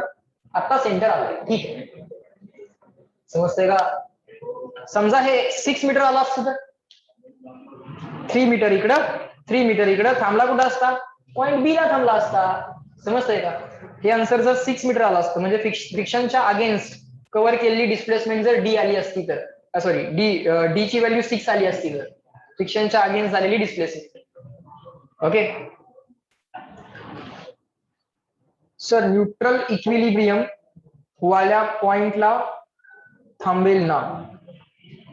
नील, इथं फ्रिक्शन हा जो काय फोर्स आहे तो नॉन कॉन्झर्वेटिव्ह फोर्स आहे. लक्षात घ्या, नॉन कॉन्झर्वेटिव्ह फोर्स साठी पोटेन्शियल एनर्जी ही कॉन्सेप्ट राहत नाही. मग तिथं तुम्ही स्टेबल, अनस्टेबल आणि न्यूट्रल इक्विलिब्रियमचे विचार करायचे नाहीत. फ्रिक्शन आहे ना इथं, फ्रिक्शन आहे बरोबर. सो फ्रिक्शन असल्यामुळं तुम्ही इथं ऍज सच परत तुम्ही पोटेन्शियल एनर्जीचा विचार नाही करायचा. इथं जो काही विचार करायचा आहे तो कुठं व्हेलॉसिटी 0 होतीये त्या पॉइंटला थांबेल हाच विचार करायचा, because there is a friction. समजतंय का. Sunil, here you can say that B to E किंवा बी टू सी हे सगळे इक्विलिब्रियमचे पॉइंट्स आहेत. हे सगळे इक्विलिब्रियमचे पॉइंट्स आहेत. का तर त्याचं रिझन असं आहे की जेव्हा ब्लॉकची बी टू सी मोशन होत असते तेव्हा ब्लॉक वरचा नेट व्हर्टिकल डायरेक्शन मधला फोर्स 0 असतो आणि ऍट अ पर्टिक्युलर मुवमेंट जेव्हा त्याची व्हेलॉसिटी 0 होते ना तेव्हा त्याचे vertical forces, net vertical force पण 0 असतो आणि नेट हॉरिझॉन्टल फोर्स पण 0 असतो. पण जेव्हा ब्लॉकची व्हेलॉसिटी 0 नाहीये बी टू सी च्या, बघा थोडंसं हायर लेवलचा, ऍडव्हान्स लेवलचा जरासा विचार करा. बी टू सी या मोशनचा विचार जर आम्ही केला तर बी टू सी या मोशन मध्ये ब्लॉककडे व्हेलॉसिटी आहे की नाही, आहे. ब्लॉककडे व्हेलॉसिटी आहे. बरं ती व्हेलॉसिटी कॉन्स्टंट आहे की चेंज होत जाते, कॉन्स्टंट आहे की चेंज होत जाते, चेंज होत जाते. सो ब्लॉक वरती नेट फोर्स आहे की नाही, आहे. सो जोपर्यंत ब्लॉक मोशन मध्ये आहे तोपर्यंत ब्लॉकची व्हेलॉसिटी आहे आणि जोपर्यंत त्या ब्लॉकची व्हेलॉसिटी चेंज होती, अरे व्हेलॉसिटी चेंज होते म्हणजे ब्लॉककडे ऍक्सेलरेशन आहे. If there is a acceleration means there is a net force on the block which is the frictional force. So if there is a force acting on the block, मग equilibrium कुठला रे. Equilibrium साठी net force किती पाहिजे, 0 पाहिजे. Your block is in acceleration from B to C और C to B. If it is in acceleration, how there will B equilibrium. The equilibrium will be established when the block comes to rest. Block रेस्टला आला, त्याची velocity 0 झाली, कायमची 0 झाली, बदलायची बंद झाली, ऍक्सेलरेशन 0. That's it. समजलं. मग त्यानं फायनली इक्विलिब्रियम अचीव्ह केला. पण याला तुम्ही त्या स्टेबल, अनस्टेबल आणि न्यूट्रल इक्विलिब्रियम बरोबर रिलेट करायचं नाही. कारण इथं नॉन कॉन्झर्वेटिव्ह फोर्सेस इन्व्हॉल्ड आहे, फ्रिक्शनल फोर्स इन्व्हॉल्ड आहे. समजते? Next another interesting question. करूयात? Tell. You said yes. Okay. हाँ. A 0.5 kg block. चला काय काय दिले लिहित जाऊया. ब्लॉकचं मास किती दिलंय? Sir 0.5 kg. Slice from point A. Diagram तर आपण काढूच. सगळं लिहित बसायची गरज नाही. A 0.5 kg block slides from point A on the horizontal track with the initial speed of 3 meter per second. So V initial initial speed किती आहे ब्लॉकचा? Initial speed 3 meter per second towards the weightless horizontal spring. या horizontal स्प्रिंगचं काय weight किंवा मास दिलंय का? नाही. So this is going to be weightless. So weight नसल्यामुळं, मास नसल्यामुळं कायनेटिक एनर्जी असणं पॉसिबल नाही. 1/mv² मधला mच 0 आहे. सो स्प्रिंगला काही कायनेटिक एनर्जी घ्यायची गरज नाही. पण स्प्रिंग जर कॉम्प्रेस किंवा इलॉंगेटेड असेल तर स्प्रिंगला पोटेन्शियल एनर्जी असणार. बर, horizontal spring of length 1 metre and force constant 2 newton per metre. स्प्रिंगची नॅचरल लेंथ दिली आहे. स्प्रिंगची नॅचरल लेंथ L0 किती दिली आहे? 1 मीटर. स्प्रिंगचा स्प्रिंग कॉन्स्टंट दिलाय, डायग्राम मध्ये लिहित जाणार आम्ही. स्प्रिंगचा स्प्रिंग कॉन्स्टंट किती दिलाय? 2 newton per meter. F is equal to kx ना? F is equal to kx आठवतंय का? स्प्रिंग फोर्स काय असतो? F is equal to spring force काय असतो? F is equal to बोला की kx. एनर्जी स्टोअर्ड 1/2 kx आणि स्प्रिंग फोर्स kx. मग k is equal to F upon x. F upon x म्हणजे काय? Newton per metre. Force per displacement. F upon x. So unit तर बरोबर दिलं. स्प्रिंगचा spring constant पण दिला त्यांनी आम्हाला. पुढं the part AB of the track is frictionless and the part BC has the coefficient of static and kinetic friction as. बघा, part AB is काय म्हणताय? The part AB of the track is frictionless. म्हणजे इथं friction नाही, म्हणजे इथला mu किती लिहिणार आपण? 0. The part B2C, हा B2C जो काय कंप्लीट पार्ट आहे, या कंप्लीट पार्ट विषयी बोलतोय मी आता. B2C, complete part B2C. The part B2C has the coefficient of static friction and the kinetic friction. Static आहे 0.22, kinetic आहे 0.20. So या complete part साठी μs किती आहे? 0.22. μk किती आहे? 0.20 respectively. But if the distance AB and BD are 2 meter, distance AB काय सांगितलंय? 2 meter. A to B distance काय सांगितलंय? 2 metre. Distance AB and BD are 2 meter and 2.14 meter. BD distance किती दिलंय? डायग्राम मध्ये लिहित चला. किती दिलंय? 2.14 मीटर. बरोबर?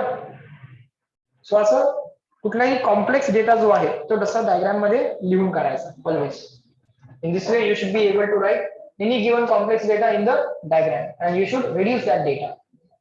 म्हणजे सगळं जे काय 7, 8, 10 ज्या काय लाईन्स लिहिल्या असतात, क्वेश्चन मोठा दिसला की लगेच घाबरायचं नाही. सगळा डेटा व्यवस्थित डायग्राम मध्ये लिहून घ्यायचा. Okay, distance AB 2 metre, distance BD 2.14 metre, ही स्प्रिंगची natural length which is equal to 1 metre. Find the total distance through which the block moves before it comes to rest completely.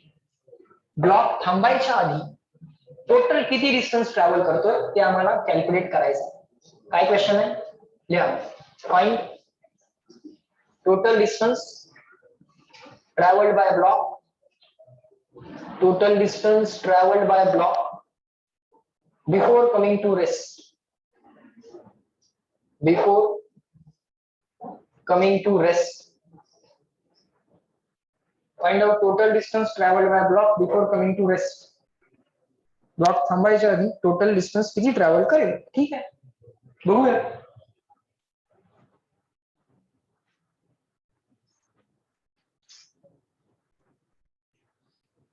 Block finally रेस्टला येणार. Thoughts बघा, logic बघा, माझ्या डोक्यात आता काय काय चाललंय ते मी तुम्हाला सगळं रिव्हील करून दाखवतो. बरोबर. आन्सर तर काय मी पाठ करून आलेलो नाहीये. बरोबर. आणि फिजिक्स मध्ये आन्सर पाठ करून जाऊ शकत नाही तुम्ही. Okay. So that's just not allowed. So आता आम्ही काय करायला पाहिजे, आता आम्ही लॉजिक डेव्हलप करायला पाहिजे. विचारलंय काय, ब्लॉक न म्हणजे हा block, this is the block.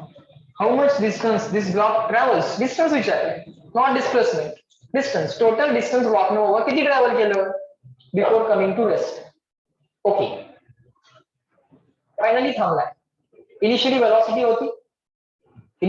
होती, किती होती 3 metre per second. 3 metre per second हा ब्लॉक टुवर्ड्स द स्प्रिंग फेकलाय म्हणून सांगितलंय. with the initial speed of 3 meter per second towards the weightless horizontal spring. Okay, एक ब्लॉक असा towards the weightless horizontal spring आम्ही थ्रो केलाय with the initial speed equal to vi. I stands for initial. Okay, logic काय काय असतील सांगा तुम्ही. माझ्या डोक्यात लॉजिक असे येतात की इनिशियली काहीतरी कायनेटिक पोटेन्शियल एनर्जी असणार, फायनली ब्लॉक रेसला आलाय म्हणजे फायनल कायनेटिक एनर्जी तर 0 असणार, म्हणजे नक्कीच काहीतरी लॉस झालेला आहे कारण फ्रिक्शन तर आहे. ए बी पार्टला फ्रिक्शन नाही आहे पण बी टू सी पार्टला फ्रिक्शन आहे. बी टू सी पार्टला काय आहे, फ्रिक्शन तर आहे. बरोबर. सो आता मला विचार काय काय करावे लागतील बोला. आता सर नुसतं फ्रिक्शन असतं तर क्वेश्चन इझी झाला असतं. एक तर फ्रिक्शन आहे आणि त्यात आणि स्प्रिंग आहे. बरोबर. सो मला असं म्हटलं पाहिजे का बघा, मी काय म्हणतो बघा, समजतंय का बघा. Try to understand. Total energy सिस्टीमची जी काय इनिशियल टोटल एनर्जी होती इज इक्वल टू, किंवा त्यातनं काहीतरी लॉस होणार आहे, फ्रिक्शन आहे ना. At least some energy is going to be lost. हा, some energy might be stored in the spring, we don't know how much energy is going to be stored in the spring, we just don't know. But definitely against friction we are going to lose some energy. So minus loss. हा friction वाला loss करता येणं सोपं आहे. Force into फ्रिक्शनच्या against झालेली displacement. Force into काय करायचं, फ्रिक्शनच्या अगेन्स्ट झालेली डिस्प्लेसमेंट. तिथे विषय संपतो. आणि फायनली ब्लॉक रेसला आला पाहिजे.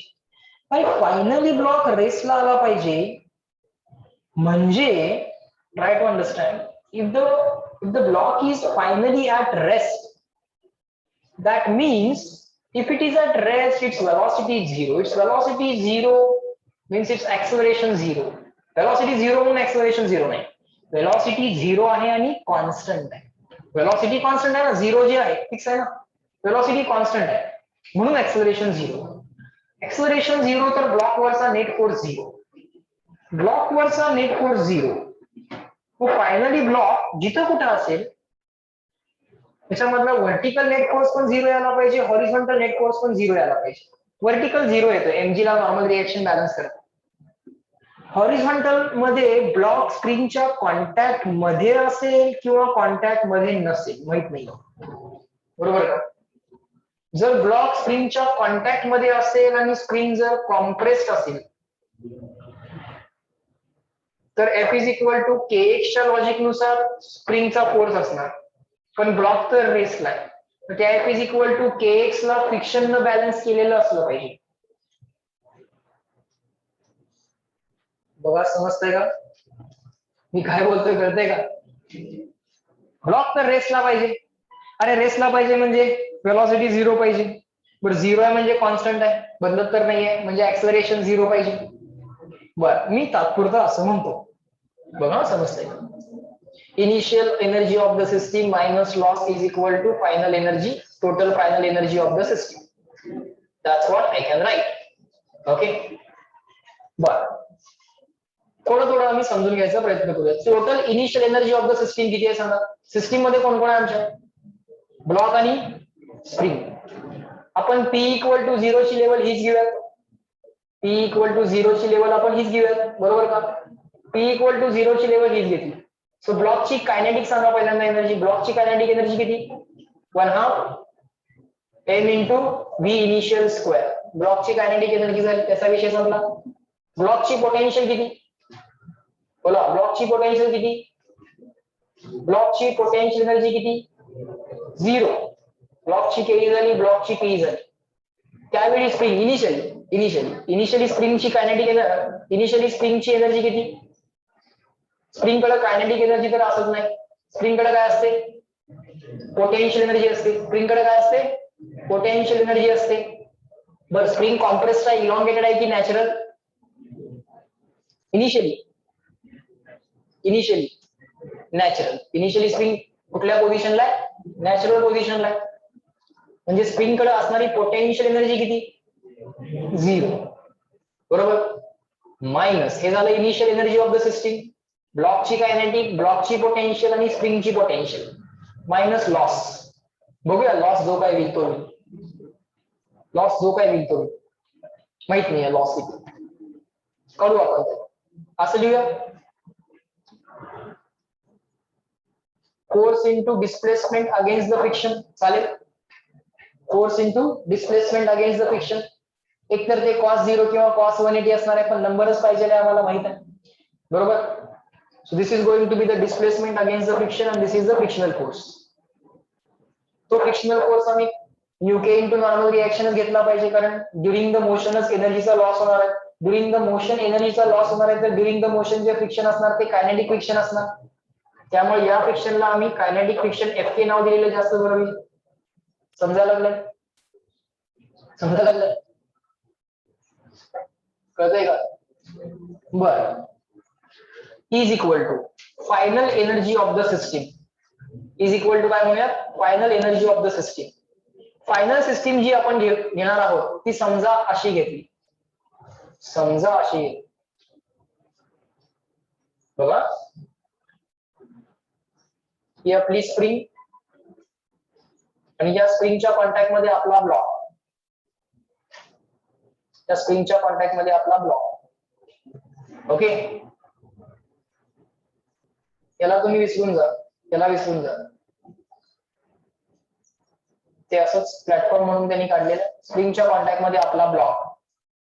ही स्प्रिंगची नॅचरल लेंथ L0 किंवा 1 मीटर. ही स्प्रिंगची नॅचरल लेंथ L0 म्हणजेच 1 मीटर. आणि स्प्रिंग आता किती न कॉम्प्रेस्ड आहे ते पण त्यांना दाखवूयात. आता स्प्रिंग समजा लेट से X अमाऊंट न कॉम्प्रेस्ड आहे. आमचा ब्लॉक इथं आलाय आणि थांबलाय बघा. This is the final situation that we are assuming. हा आपला पॉइंट B, हा आपला पॉइंट D, हा आपला पॉइंट C. स्प्रिंग आता किती न कॉम्प्रेस्ड आहे? X. समजतंय का? इनिशियली आमचा ब्लॉक कुठे होता? A. Initially block point A ला होता. आमच्या ब्लॉकनं टोटल डिस्टन्स किती ट्रॅव्हल केलंय? एवढं डिस्टन्स टोटल ट्रॅव्हल केलंय. त्यात फ्रिक्शनच्या अगेन्स्ट किती ट्रॅव्हल केलंय? फ्रिक्शन B पॉइंटच्या पुढे ना फक्त. A टू B फ्रिक्शन आहे का? नाही. A टू B काहीही फ्रिक्शन नाही आहे, लक्षात घ्या. A टू B काहीही फ्रिक्शन नाही आहे. सो फ्रिक्शनच्या अगेन्स्ट ट्रॅव्हल केलेलं डिस्टन्स म्हणजे हे असणार. B पासून पुढे फ्रिक्शन आहे. Try to understand. फ्रिक्शन जे काय आहे ते B पॉइंट पासून पुढे आहे. हे सगळं फ्रिक्शन लेस आहे. कळतंय का तुम्हाला? सो ही जी काय स्प्रिंग आहे ही थोडीशी कॉम्प्रेस्ड आहे म्हणून, आणि इथं जाऊन सगळा ब्लॉक आपला रेसला आला. इथं जाऊन अल्टिमेटली आपला ब्लॉक रेसला आला असं आपण समजलं.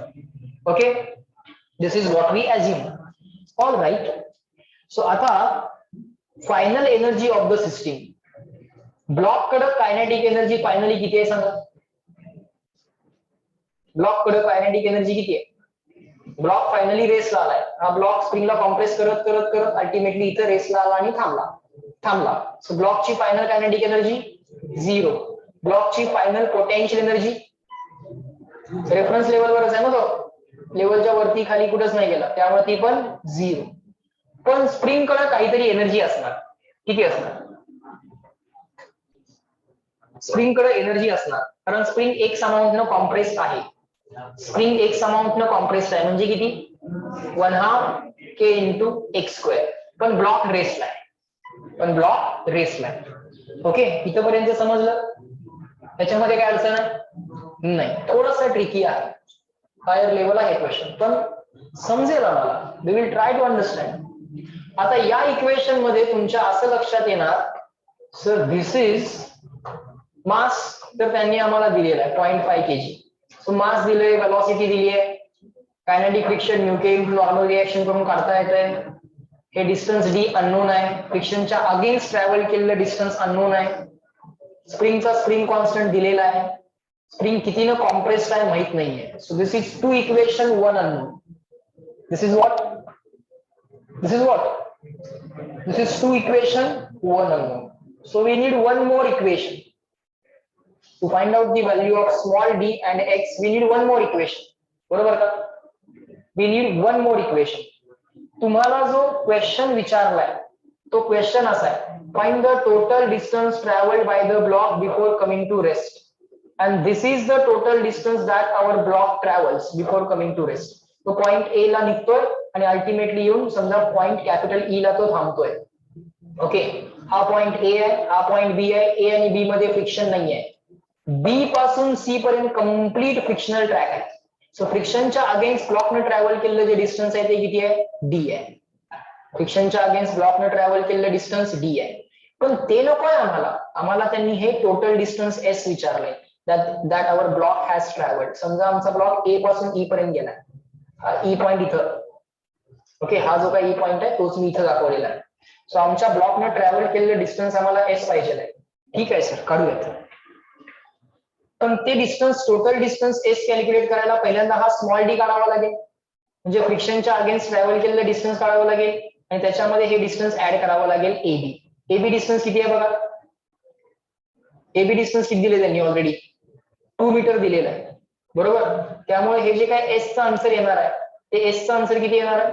2 मीटर प्लस हे small D, total distance travel by the block before coming to rest. एवढं डिस्टन्स ट्रॅव्हल करून ब्लॉक अल्टिमेटली रेस्टला आला. ओके, अरे समोर लक्ष दे, 2 प्लस स्मॉल डी, अरे समोर लक्ष दे, 2 प्लस स्मॉल डी. समजतंय का? येतंय का लक्षात? सर राहू द्या क्वेश्चन, असं नाही ना करायचं आहे. काय नाही, आता ऑलमोस्ट एक इक्वेशन मिळवलंय, 2 अननोन आहेत. One more equation and then we'll be done. 2 equation, 2 unknown, question will be over. बरोबर. पण जरा कॉम्प्लेक्स क्वेश्चन्स पण करूयात. We'll do it. See, Vedant, it's not 2.14. Yes, d can be written as 2.14 plus x. Vedant is saying, sir, d is equal to 2.14 plus x. That is also absolutely right. कारण हे distance किती आहे? 2.14 आणि spring कितीनं compress झाली आहे? Just give me 1 second. हा, spring कितीनं compress झाली असं आपण घेतलंय? By the amount x. So small d is equal to 2.14 plus x. Small d is equal to 2.14 plus x. So that can be the second equation. समजतंय का? वेदांतनं second equation दिले आपल्याला, तो काय म्हणतोय? Second equation is equal to, म्हणजे हे total distance travelled against the friction, d is equal to 2.14 plus x. येते का लक्षात? 2.14 plus x, that is the total distance travelled against the friction. हे डिस्टन्स किती आहे? 2.14. Obviously you can write there 2.14 plus x. Okay, 2.14 plus x. So 2 equation 2 unknown घेऊन जा. यात पण d unknown आहे, यात पण x unknown आहे, यात पण d unknown आहे, यात पण x unknown आहे. So after solving these 2 equation, you can get d and you can get x. बोला व्हॅल्यूज टाकणार आता तुम्ही बाकी सगळ्या, d मिळणार आणि x मिळणार. समजतंय का? एकदा d मिळाला, x मिळाला, मग a न टोटल तुमच्या ब्लॉकनं टोटल डिस्टन्स किती ट्रॅव्हल केलं कसं करणार? The total distance travel by the block will be what? कसं करणार ते? ब्लॉकनं टोटल डिस्टन्स किती ट्रॅव्हल केलं ते कसं करणार? हा, स्मॉल डी काढता येईल की नाही तुम्हाला? अगेन्स्ट फ्रिक्शन जे काय डिस्टन्स ट्रॅव्हल केले बी टू ई, अगेन्स्ट फ्रिक्शन जे काय डिस्टन्स ट्रॅव्हल केले ते बी टू ई प्लस 2 मीटर. तेच तर 2 मीटर प्लस डी असं केलं होतं. इथनं तुम्हाला डी मिळाला की इथं तुम्ही टाकणार आणि एस कॅल्क्युलेट करणार. ओके, हा अप्रोच समजला. आणखीन एक अप्रोच आहे, सेकंड इक्वेशन लिहायला आणखीन एक अप्रोच दाखवतो. पहिला अप्रोच तर दाखवला. सेकंड अप्रोच जो आहे तो असा आहे, तिथं ब्लॉक रेस्टला आहे, म्हणजे ब्लॉकवरचा नेट हॉरिझॉन्टल फोर्स काय पाहिजे, 0 पाहिजे. ओके, आता नेट हॉरिझॉन्टल फोर्स 0 पाहिजे. समजा स्प्रिंग जेवढी कॉम्प्रेस होऊ शकत होती तेवढी कॉम्प्रेस झाली, याच्या पुढे कॉम्प्रेस होत नाहीये, याच्या पुढे कॉम्प्रेस होत नाहीये. याचा अर्थ काय, तर याचा अर्थ असा निघेल की स्प्रिंगनं आत्ता लावलेला जो काय मॅक्सिमम फोर्स आहे तो असेल के इंटू एक्स, बरोबर का, एक्स न कॉम्प्रेस झाली. सो स्प्रिंगचा आता अपोजिशन किती असेल, लेफ्टवर्ड डायरेक्शन मध्ये के एक्स, आणि या स्प्रिंग फोर्सला बॅलन्स करायला कोण असेल मदतीला, फ्रिक्शन. कोण असेल मदतीला, फ्रिक्शन. सो फ्रिक्शन किती असणार, ब्लॉक तर रेस्टला आहे त्यामुळे मॅक्सिमम पॉसिबल फ्रिक्शन किती आलं, न्यूएस इंटू नॉर्मल रिएक्शन. स्प्रिंग जेवढी मॅक्सिमम पॉसिबल कॉम्प्रेस करता आली तेवढी कॉम्प्रेस केली आणि ऑब्जेक्ट काय झाला, रेस्टला. अरे स्प्रिंग मॅक्सिमम पॉसिबल कॉम्प्रेस झाली म्हणजे स्प्रिंगनं मॅक्सिमम पॉसिबल अपोजिशन केलंय, मॅक्सिमम पॉसिबल अपोजिशनला ओव्हरकम करायला स्टॅटिक फ्रिक्शनच पाहिजे. समजतंय का, समजतंय का. Second approach same equation we are writing but with the second approach. K किती दिलाय स्प्रिंगचा, स्प्रिंगचा के किती दिलाय 2. स्प्रिंग कितीने कॉम्प्रेस झाली आहे, एक्स. अपोज कोण करायला लागलाय त्याला, फ्रिक्शन. स्टॅटिक फ्रिक्शनचा कोएफिशियंट किती दिलाय 0.22. Try to understand, 0.22. Normal reaction किती असणार, mg. So from this equation you will figure out what is the value of x. समजतंय का. After finding the value of x you can put it here, then you can find out d, that d you can put it here. समजायला लागलंय का, तो d तुम्ही इथे टाकाल आणि मग फायनल आन्सर मिळेल. समजतंय का. So question will not be over here. आता आमच्याकडे फक्त 2 इक्वेशन 2 अननोन झाले आणि यानंतर आम्ही ते 2 इक्वेशन 2 अननोन सॉल्व्ह करणार. आता 2 इक्वेशन 2 अननोन तुमचं तुम्हाला सॉल्व्ह करता येते, that much I can believe on you. त्याच्या पुढे काय करणार आहात, स्टेप्स काय असतील, स्टेप्स काय असतील, एक्स काढणार, एक्स काढल्यानंतर एक्स काढल्यानंतर डी काढणार, बरोबर का. काय काय शोधून काढणार, यातनं तुम्ही एक्स काढणार, एक्स इथे टाकणार, एक्स मधनं काय मिळणार, डी मिळणार. स्मॉल डी नंतर काय काढणार, एस काढणार. स्मॉल डी नंतर काय करणार, total distance travel by the block, त्यानंतर काय करणार, एस काढणार. This is going to be the approach by which you will be dealing with the questions. समजायला लागलं, हा. Work, energy, power, simple question sir तुम्ही करालच, नो डाऊट. मीडियम लेवलचे क्वेश्चन पण करा, पण अशा टाईपचे ट्रिकी लेवलचे क्वेश्चन सुद्धा, एका दुसरा क्वेश्चन आपण अशा टाईपचा सुद्धा डिस्कस केलाच पाहिजे. समजलाय का, लक्षात आलंय सगळ्यांना. बर, online people up to this CW fast.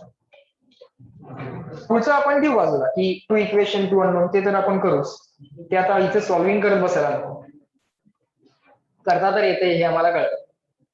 Okay, so आपण जेव्हा जेव्हा एकदम कॉम्प्लेक्स क्वेश्चन्स येतील त्याच्या क्वेश्चन्स वरती टाइम तर आम्हाला इन्व्हेस्ट करावा लागेल, पण आपण काय करत जाऊ, आपण त्या कॉम्प्लेक्स क्वेश्चन्सला ultimately 1 equation 1 unknown, 2 equation 2 unknown किंवा 3 इक्वेशन 3 अननोन पर्यंत आणून ठेवत जाऊ, कारण त्याच्या पुढचं येते हे आम्हाला कळतंय, बरोबर.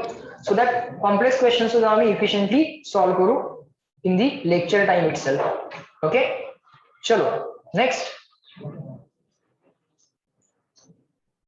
2 मिनिट लेक्चर झालेलं नाही आहे. हा क्वेश्चन तुम्ही करा, होमवर्क म्हणून दिले मी तुम्हाला. ओके, जरा ट्राय करा, जरा ट्राय करा. एक छोटीशी हिंट देतो मी तुम्हाला, एक छोटीशी hint, small hint. Small hint एवढीच आहे, हे टोटल डिस्टन्स किती, r. हे टोटल डिस्टन्स r. ही रेडियस पण किती, r. त्या रेडियसचा हा कंपोनेंट किती, छोटासा छोटासा एवढासा कंपोनेंट, एवढासा कंपोनेंट r cos थीटा. मग हे ब्लॉक किती डिस्टन्स न खाली आलाय ते कसं काढणार, ब्लॉक किती डिस्टन्स न खाली आलाय ते कसं काढणार, टोटल डिस्टन्स r मायनस हा r cos theta. That's my hint, that's my hint. किती डिस्टन्स न खाली आलाय ब्लॉक ते कसं काढणार, total distance sir r minus r चा हा कंपोनंट किती, r cos थीटा. आणि ब्लॉक जेव्हा इथं आहे ना तेव्हा त्या लेवलची पोटेन्शियल एनर्जी मी इथं ऑलरेडी 0 अशी दाखवलेली आहे. ओके, थोडासा ट्रिकी आहे question, but you just try to solve it. Okay, you can take it as a homework. बरं, दॅट वॉज द हिंट. थांबा जरा, गडबड करू नका. मी सांगतो जेव्हा लेक्चर झाले तेव्हा, जरा पेशन्स. बर, इथे एक आणखीन एक इंटरेस्टिंग क्वेश्चन आहे ज्याच्यामध्ये स्ट्रिंग कन्स्ट्रेंटचा यूज केलेला आहे. हा पण क्वेश्चन आपण डिस्कस करूया. त्यानंतर एक लास्ट पॉईंट शिल्लक राहतोय, पॉवर. पॉवर वाला पॉईंट केवढा आहे बघूया. पॉवर वाला सिंपल पॉईंट असतो, पॉवर वाले क्वेश्चन पण सिंपल असतात. पॉवर वाला एक पॉईंट आहे आणि पॉवर वरती 2 क्वेश्चन्स आहेत. त्यानंतर चॅप्टर ओव्हर होतो. पण त्याआधी जर ऐका, नेक्स्ट लेक्चरला आपण या गोष्टी तर करूच, पॉवर वाला पॉईंट करू, हा क्वेश्चन, हा स्ट्रिंग कन्स्ट्रेंट वाला क्वेश्चन डिस्कस करू, पॉवर वाला डिस्कस करू. पॉवर वाले 2 क्वेश्चन्स आहेत. पॉवर वाले क्वेश्चन्स कधी डिफिकल्ट असत नाहीत, इझीच असतात. बर, आता मला सांगा या सॅटर्डेला टेस्ट कुठली? Chapter NLM friction and motion in 2D, relative and projectile. Okay, relative projectile already एक टेस्ट तुम्ही दिलेली आहे. परत एकदा नोट्स रीड करणं, सगळे सॉल्व एक्झाम्पल्स, मॉड्यूल आणि सेट 1 सिक्वेन्शियली करायचं. जेवढं कम्प्लीट करत जाल, जितकं जास्त कम्प्लीट कराल तितकं चांगलं आहे.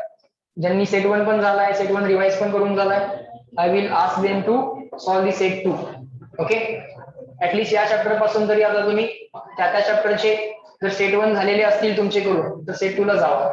Okay, go for the higher level questions, पण सिक्वेन्शियली जावा. ओके, बर, आज तुमचं एक्स्ट्रा लेक्चर कुठलं आहे का? आज कुठलं एक्स्ट्रा लेक्चर आहे का तुमचं बाकी सब्जेक्टचं? नाही. आज वार कुठला आहे? Tuesday, right. बर, NLMच्या सेकंड एक्सरसाइज मधले काही जे काही डाऊट्स होते, जे परवा दिवशी आपण मार्क केले होते, ते आपल्याला डिस्कस करायचे. साधारण 1 ते 1.5 तास लागेल आपल्याला. कधी घेऊयात लेक्चर एक्स्ट्रा? आज घेऊयात.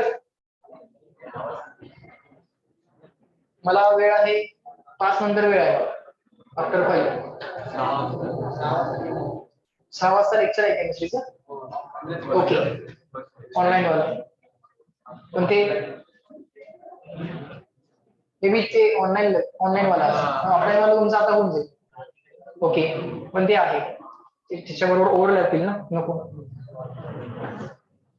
उद्या करूयात मग, उद्या करूयात, एखादा टाइम ठरवूयात तेव्हा. पण 1 तास, पण उद्याचा टाइम जरा रिझर्व करून ठेवा आपल्या सब्जेक्टसाठी. 1 तास किंवा 1.5 तास लागेल. काही क्वेश्चन डिस्कस करू पटपट NLM चे सेकंड एक्सरसाइज मधले. Okay, fine. चलो bye bye everyone, let me end the lecture. Good day to all of you. चलो bye. Let me end the lecture.